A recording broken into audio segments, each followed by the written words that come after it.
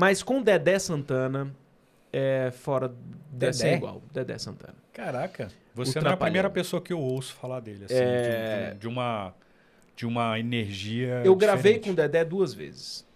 A primeira vez, eu realmente não tinha nenhuma esperança que ele fosse topar. Até porque o Dedé tem mais de 80 anos. Né? Então... Tem tudo isso? Tipo, caramba, né, cara? O cara já é um vovô mesmo, assim, né? Sem eufemismo. Uhum. E ele topou. E eu todo preocupado, porque a Brasília ela não é confortável, né, cara? Eu tava um cara de 80 anos todo preocupado e tal. Então vamos. Mas para um cara que fazia o que ele fazia... O cara é de circo. Ele foi criado numa família de circo. Ele nasceu no circo, né, Manfred? E aí a gente começou, claro, nessa primeira entrevista a falar da carreira dos Trapalhões, falou da relação dele com Brasília. Ele veio para Brasília em 57, ele ganhou um terreno do JK aqui em Brasília, porque ele tinha um circo. Então ele ganhou o terreno de um circo que era famoso em São Paulo. Ele ganhou um terreno de JK para montar o circo aqui.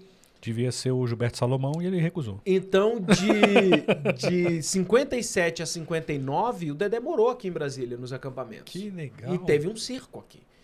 Então a gente contou todas as histórias, falou que conheceu o JK pessoalmente, meu amigo, e parará.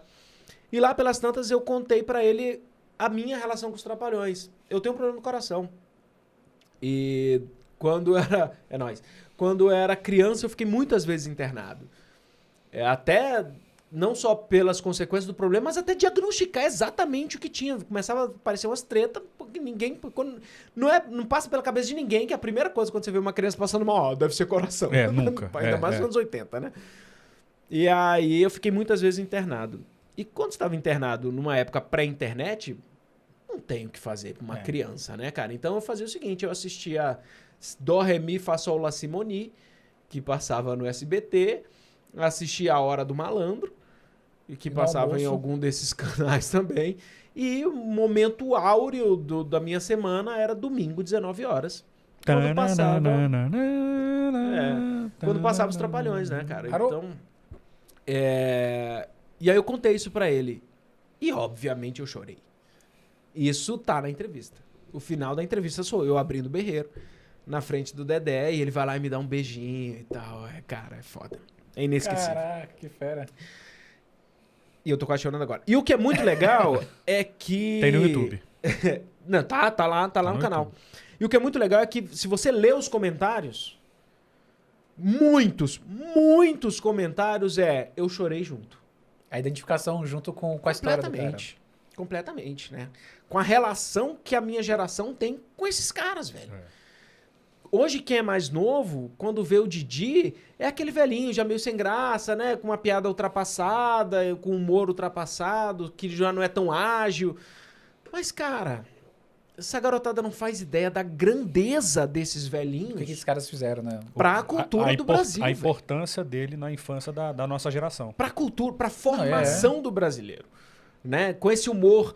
Que, tinha lá sua dose de preconceito? Tinha, era uma coisa que era corrente à época, né? Mas ainda assim era bem inocente, sabe? Era um humor gostoso, são as piadas que ainda hoje me fazem, tipo Chaves. Sim. Ainda hoje me fazem rir. E aí, cara, foi especial essa entrevista com o Dedé, que eu choro no final. E aí teve uma segunda entrevista com o Dedé no Minha Brasília, que foi ele que pediu. Puta merda. Ele veio a Brasília apresentar uma peça, de repente meu telefone toca, oi Daniel, tudo bom? É Dedé Santana, lembra de mim? Oi?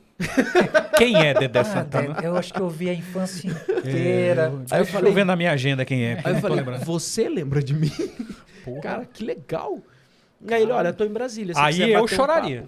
Se você quiser bater um papo, eu falei, mano, na hora, peguei o carro, aí foi uma entrevista já bem mais densa, porque o Dedé tem uma história com a religião, que também é muito interessante.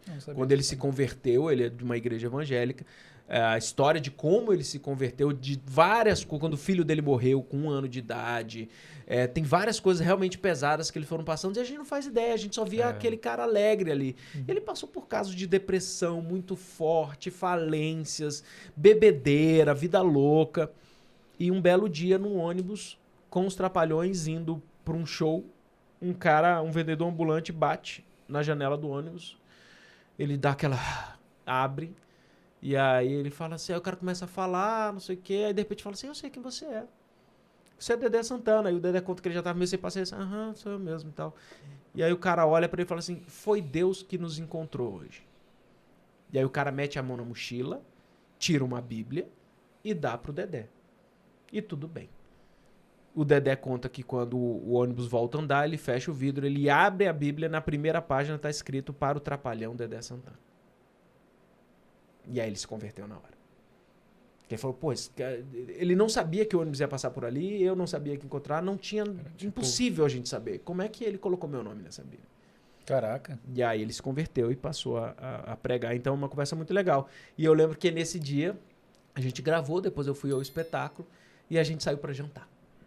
Caralho, tu jantar com o Dedé. Muito legal, cara. Foi muito legal. Legal, cara.